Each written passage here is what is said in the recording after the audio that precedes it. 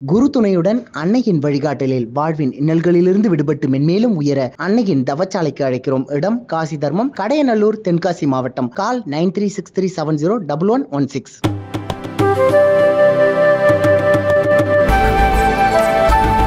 கொள்ளிடம் ஆற்றில் மணல் கடத்துவோருடன் தொடர்பில் இருந்த காவலர்கள் கூண்டோடு ஆயுதப்படைக்கு மாற்றப்பட்டனர். திருச்சி மாவட்டம் லால்குடி அருகே உள்ள தாழக்குடி உட்பட கொள்ளிடம் ஆற்றின் கரையோர பகுதிகளில் தினமும் சட்டவிரோதமாக மணல் கடத்தப்படுகிறது. இதற்கு நம்பர் 1 டோல்கேட் கொள்ளிடம் போலீசார் உடந்தையாக உள்ளனர் என செய்திகள் வெளியானது. இது குறித்து விசாரணை நடத்த திருச்சி எஸ்பி வருண்குமார் உத்தரவிட்டார். விசாரணையில் கொள்ளிடம் போலீசார் மணல் கடத்தல்காரர்களிடம் தொடர்பில் இருந்ததும் மாமூல் வாங்கி பங்கிட்டுக் கொண்டதும் தெரியவந்தது. இதையடுத்து கொள்ளிடம் காவல் நிலையத்தில் பணியாற்றி வந்த 23 காவலர்களில் எஸ்ஐ மணிகண்டன் தவிர 22 காவலர்களை ஆயுதப்படைக்கு மாற்றி எஸ்பி வருண்குமார் உத்தரவிட்டுள்ளார். இது திருச்சி மாவட்ட காவல்துறை வட்டாரத்தில் பரபரப்பை ஏற்படுத்தியுள்ளது.